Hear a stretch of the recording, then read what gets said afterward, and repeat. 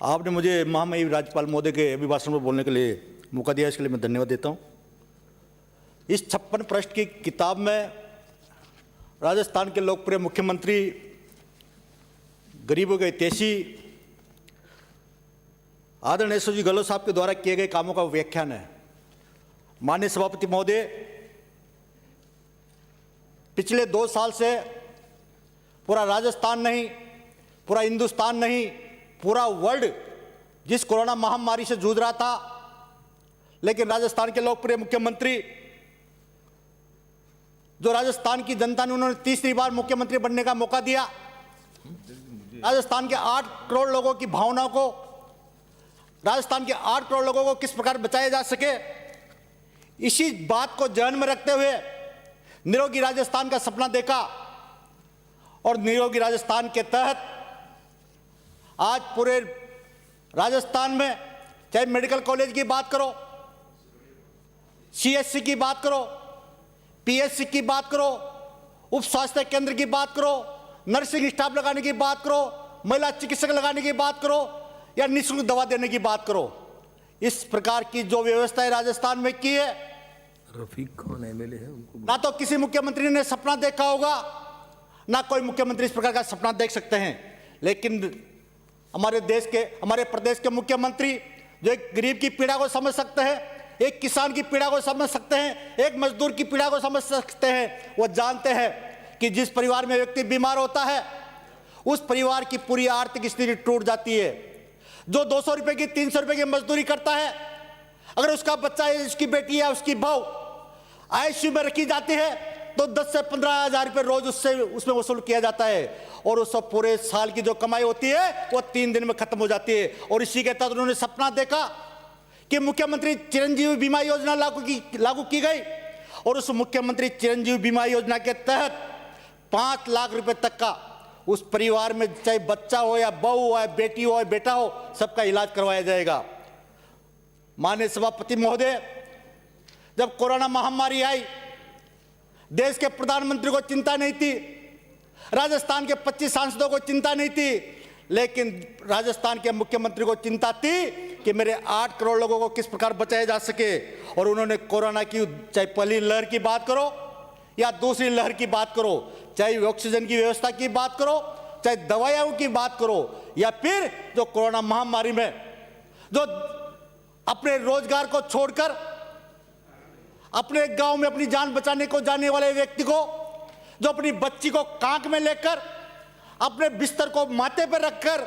और बिना चप्पल के सड़कों पर चल रहा था, तो राजस्थान के लोकप्रिय मुख्यमंत्री जी ने कहा कि चाहे एसडीएम हो, तहसीलदार हो, कलेक्टर हो और एसपी हो, आप सबकी जिम्मेदारी है कि राजस्थान की सीमा से निकलने वाला कोई भी व्यक्ति हो, चाहे वो मध्य प्रदेश का हो, उत्तर प्रदेश का हो या गुजरात का हो, उसको यहाँ पर पैदल नहीं चलने दिया जाएगा। और जिस एसडीएम कार्यालय के अंदर या जिस जिला कलेक्टर के अधीन अगर कोई व्यक्ति जो बहरा गिरे, अगर पैदल जाता हुआ निकला, तो उसकी जिम्मेदारी उस एसडीएम और कलेक्टर की होगी। इस प्रकार की कानूनी व्यवस्था हमारे लोकप्रिय मुख्यमंत्री जी ने की है। माननीय सभापति महोदय, भारतीय जनता पार्टी के लोग बातें धर्म की और जाति की कर सकते हैं, लेकिन उस महामारी में इनका ना कोई सांसद नजर आया, ना इनका कोई विधायक नजर आया। अगर वहां पर कोई काम कर रहा था तो कांग्रेस का कार्यकर्ता काम कर रहा था, कांग्रेस का विधायक काम कर रहा था। इसलिए मैं माननीय मुख्यमंत्री महोदय को बहुत बहुत बधाई देना चाहूंगा। माननीय सभापति महोदय,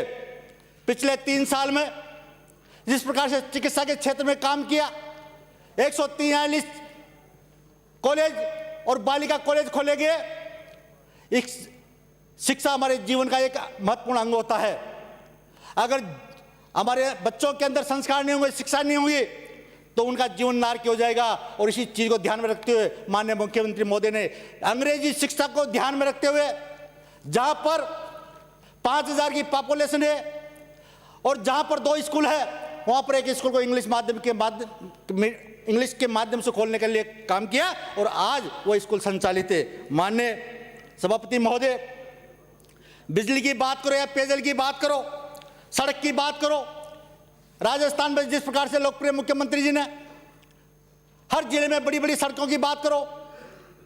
या हर विधायक को 5 करोड़ रुपए सड़कों के, नई सड़कें बनाने के लिए दिए, उसकी बात करो, या जो सड़कें जीर्ण शीर्ण हो चुकी है उनकी मरम्मत की बात करो। कभी उन्होंने दिल को छोटा नहीं किया, जो विधायकों ने मांगा वो उन्होंने देने का प्रयास किया गया। माननीय सभापति महोदय, पहली बार राजस्थान की विधानसभा के बजट में देखा कि चाहे वो नगर पालिका हो, नगर परिषद हो, नगर निगम हो, वहां पर भी वहां की जो जीर्ण शीर्ण सड़कें हैं उनको दुरुस्त करने के लिए 5-5, 7-7, 8-8 करोड़ रुपए देकर उनको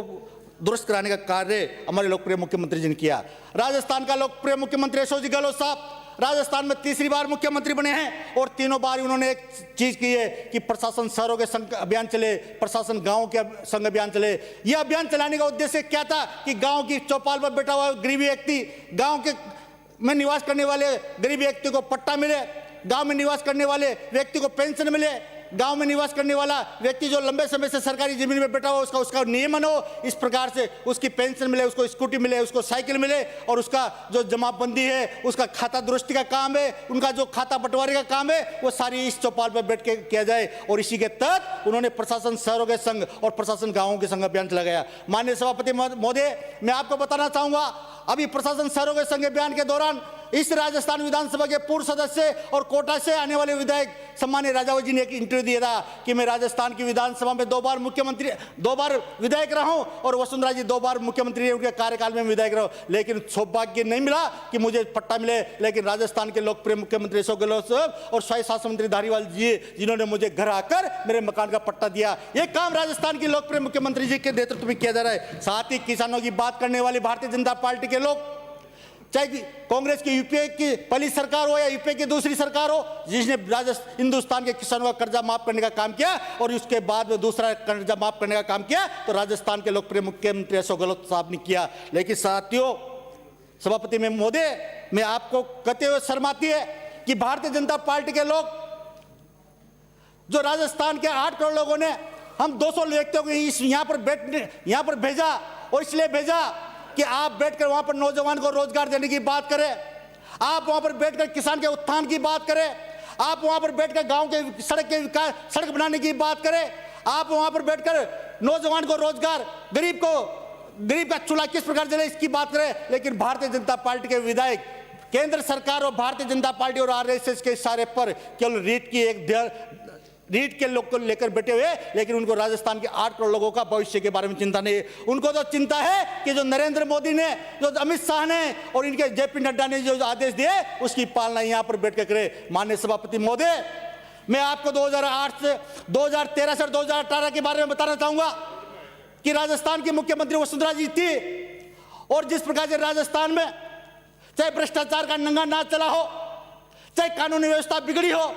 जब एक लोग उसी विधानसभा में मंत्रिमंडल में बैठे हुए थे जब इनका मुंह नहीं खुला। लेकिन आज 3 साल में राजस्थान में चाहे विकास की बात करो, नौजवान के रोजगार देने की बात करो या अन्य निःशुल्क गेहूं देने की बात करो, ये सारे काम किसने किया है? तो अशोक गहलोत ने किया है। अशोक गहलोत का सपना है कि राजस्थान के 8 करोड़ लोग हैं वो कोई व्यक्ति भूखा नहीं रहे, और उसी के तहत इंदिरा रसोई के माध्यम से उन्होंने हर नगर पालिका क्षेत्र में, हर नगर परिषद क्षेत्र में, हर नगर निगम क्षेत्र में इंदिरा रसोई चालू की है और वहां पर 8 रुपए में उस व्यक्ति को भरपूर पेट भोजन मिले और उससे कोई किसी प्रकार की परेशानी नहीं हो। यह है राजस्थान का लोकप्रिय मुख्यमंत्री अशोक गहलोत। माननीय सभापति महोदय, चाहे कृषि की बात करो, पशुओं की बात करो,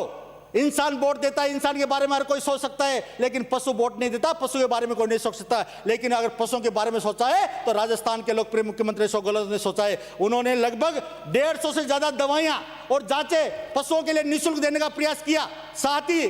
जो भारतीय जनता पर जो गौवंश के लिए अनुदान चालू किया गया वो पहले राजस्थान के पहले मुख्यमंत्री है अशोक गहलोत जिन्होंने चालू किया था पिछले कार्यकाल में। और अभी हाल ही में जो 16 रुपये छोटे पशुओं पर मिलता था उसको 20 रुपये किया गया, और जो 32 रुपये बड़े पशुओं पर मिलता था उसको 40 रुपये किया गया। और साथ ही हर पंचायत समिति मुख्यालय पर नंदी गौशाला खोलने का जो घोषणा की वो आने वाले समय में जब सार्थक रूप में होगी तो ये हमारे सामने नजर आएगा। माननीय सभापति महोदय, भारतीय जनता पार्टी के लोग हिंदुस्तान और पाकिस्तान की बात करते, शमशान और कब्रिस्तान की बात करते, लेकिन हिंदुस्तान को निर्माण की कभी बात नहीं करते। आपने कहा था जब 2014 में भारतीय जनता पार्टी की सरकार नहीं थी और कांग्रेस की सरकार थी तो आपने कहा था कि एक नए हिंदुस्तान का निर्माण करना होगा। कांग्रेस ने इस देश का सत्यानाश कर दिया है, इस देश को बर्बाद कर दिया है। लेकिन मैं आपके माध्यम से सभापति महोदय पहुंचना चाहूंगा केंद्र सरकार से और भारतीय जनता पार्टी के लोगों से, जो 2014 के पहले की जो परिसंपत्तियां है, चाहे वो रेलवे की बात करो, एयरपोर्ट की बात करो, सड़कों की बात करो या बड़ी बड़े नहरों की बात करो, ये सारी चीजें जो संपत्तियां कांग्रेस ने बनाई है, जो 1947 में देश आजाद हुआ था, इस देश में एक सुई नहीं बनती थी। लेकिन 70 साल में जो विकास हुआ है वो कांग्रेस पार्टी ने किया और पिछले 8 साल में आपने केवल उन परिसंपत्तियों को उनको बेचने का काम किया है। जो बीड़ा कांग्रेस पार्टी ने उठाया था, चाहे बड़े बड़े नहरों की बात हो, बड़े बड़े डैमों की बात हो, बड़ी बड़ी सड़कों की बात हो, रेलवे का विस्तार करने की बात हो, नौजवान को रोजगार देने की बात करो, ये सारे काम कांग्रेस ने किए थे। और जो कांग्रेस ने चालू किए, आज 8 साल के अंदर भी आप उन कामों के फीते काटने का काम कर रहे हो, लेकिन आपने कोई बड़ा काम नहीं किया। इसलिए सभापति महोदय, मैं आपके माध्यम से निवेदन करना चाहूंगा, समाज कल्याण विभाग के माध्यम से लोगों को पेंशन मिलती है और अभी कोरोना काल में जो हमारे परिजनों की किसी की मौत हो गई है, तो वो राजस्थान का लोकप्रिय मुख्यमंत्री है जिसने कहा था कि कोरोना काल के अंदर किसी की मौत हुई है तो उसको आर्थिक सहायता दी जाएगी, उसके बच्चों को पढ़ाई की व्यवस्था राजस्थान सरकार करेगी, उसकी पत्नी को 1500 रुपए पेंशन राजस्थान सरकार देगी, उसको सारी योजनाओं का लाभ देगी। लेकिन मैं कहना चाहूंगा, भारत सरकार ने केवल झूठे सपने दिखाने का काम किया है, विकास के नाम पर, रोजगार के नाम पर कुछ देने का काम नहीं किया गया। और जब बजट पढ़ा जाता है तो टीवी पर डिबेट देने के लिए भारतीय जनता पार्टी के बड़े बड़े नेता आते हैं और वो डिबेट में वो जो बजट की घोषणाएं होते हैं उसको इस प्रकार से मुंगेरी लाल के सपने के रूप में दिखाए जाते हैं कि जैसे ये सारा बजट हमारे लिए, लेकिन 1 साल पूरा होने के बाद फिर नई बात दूसरी बार मुंगेरी लाल के सपने दिखाए जाते हैं। माननीय सभापति महोदय, जो बिजली की व्यवस्था है, हमारे लोकप्रिय मुख्यमंत्री जानते हैं कि किसान खेती करता है और जब वो रात में खेत में जाता है, कड़कड़ाती सर्दी पड़ती है, वो पाणत करते हुए कभी उसको बिच्छू काटता है, कभी उसको सांप काटता है, कभी तेज सर्दी की वजह से उसकी मौत हो जाती है। तो राजस्थान के मुख्यमंत्री ने सपना देखा कि मैं मेरे कार्यकाल में किसान को दिन में बिजली देने का काम करूंगा और वो काम करके राजस्थान के लोकप्रिय मुख्यमंत्री ने दिखाया। आने वाले समय में राजस्थान के किसान को रात में बिजली लेने की आवश्यकता नहीं है। और साथ ही उन्होंने कहा कि राजस्थान का किसान बहुत मेहनत करता है और उसको बिजली सस्ती मिले, उसके लिए उसको हर महीने 1000 रुपये अनुदान देकर हर साल 1 साल में 12,000 रुपये उसको अनुदान देने का काम किया है। यह है राजस्थान का लोकप्रिय मुख्यमंत्री। माननीय सभापति महोदय, पेयजल की बात करो, क्योंकि पेयजल एक इतनी इंपॉर्टेंट चीज है। हम हाड़ौती से आते हैं और हमारे जिले में 618 किलोमीटर की नदियां बहकर निकलती है, चाहे परवण हो, पार्वती हो, काली सिंधु हो, अंधेरी हो, लासू। इस प्रकार से बरसात के समय में हमारे जिले में चारों तरफ बाढ़ होती है। राजस्थान के मुख्यमंत्री हमारे यहाँ से 5 बार सांसद रही है, हम उनका बेटा 5 बार सांसद है और दूसरी बार मुख्यमंत्री रही है। लेकिन उन्होंने कभी नहीं सोचा कि 618 किलोमीटर की नदियां बहती है, इन पर एनीकट बनाया जाए, इन पर वृहद पेयजल योजना बनाई जाए, कभी नहीं देखा। लेकिन राजस्थान के लोकप्रिय मुख्यमंत्री जी को जब हमने हमारी पीड़ा बताई कि हम हाड़ौती के उस जिले से आते हैं जहां से 618 किलोमीटर की नदियां बहती है, आप यहाँ पर एनीकट बनाइए, यहाँ पर बड़ी परियोजना बनाइए। आपने 750 करोड़ रुपए, 7,500 करोड़ रुपए की परवन वृहद परियोजना सैंक्शन करके आज उसका काम चल रहा है और उससे झालावाड़ जिला और कोटा और 12 जिले के लगभग 800 गांवों को उससे पेयजल मिले, 1800 गांवों को पेयजल मिलेगा और 800 गांवों के लोगों को उससे सिंचाई के लिए पेयजल पीने का पानी मिलेगा और सिंचाई का पानी मिलेगा। माननीय सभापति महोदय, जल जीवन मिशन योजना के तहत हमारी चंबल नदी पर, हमारी काली सिंध नदी पर, हमारी पार्वती नदी पर बड़े बड़े एनीकटों का काम चल रहा है। और मैं माननीय जल संसाधन मंत्री महोदय से निवेदन करना चाहूंगा, क्योंकि जो जल जीवन मिशन योजना है, यह बहुत इंपॉर्टेंट योजना है।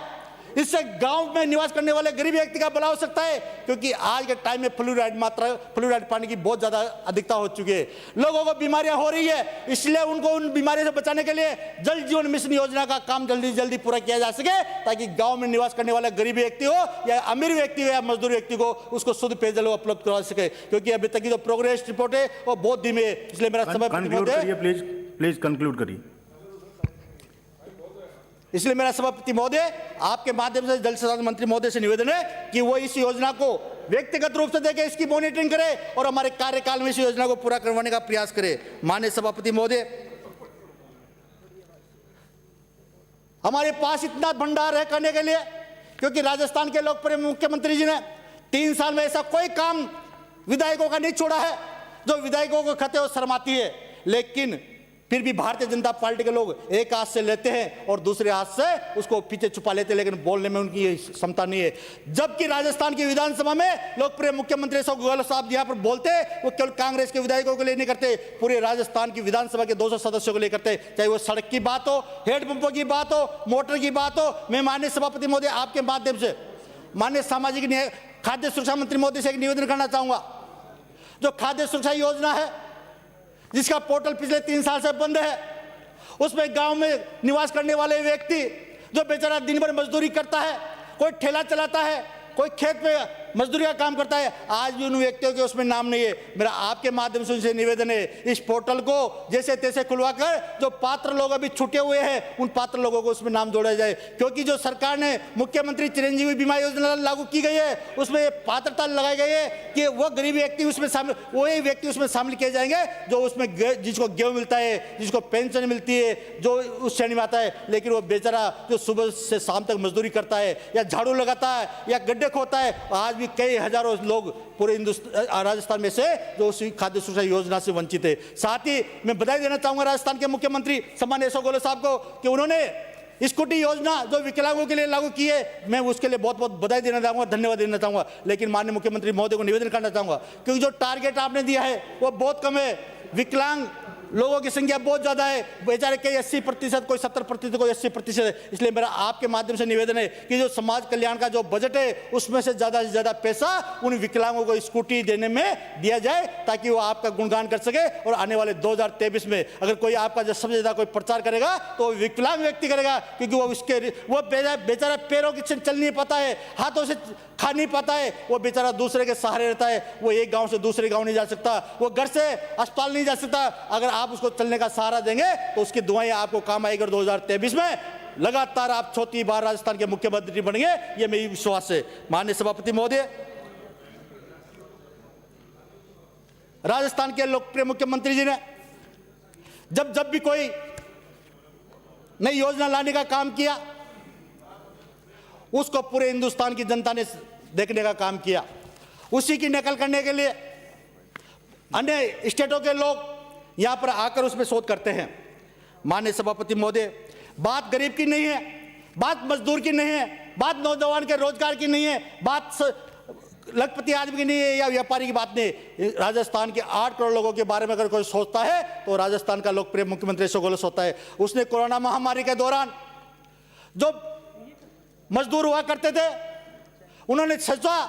मजदूरी बंद हो चुकी है, उसका घर से बाहर निकलना बंद हो चुका है, और उनके खाते में उन्होंने 5,500 रुपए कोरोना काल के दौरान उसके खाते में डालकर उसका चूल्हा जलाने का काम किया। सदस्य बोलने वाले बहुत हैं, प्लीज कंक्लूड करिए। माननीय सभापति महोदय, बोलने वाले आज सत्ता पक्ष के हैं, तो बहुत कम, हमारा नंबर तो बहुत कम आता है। ऐसे भी बोलिए, प्लीज बोलिए।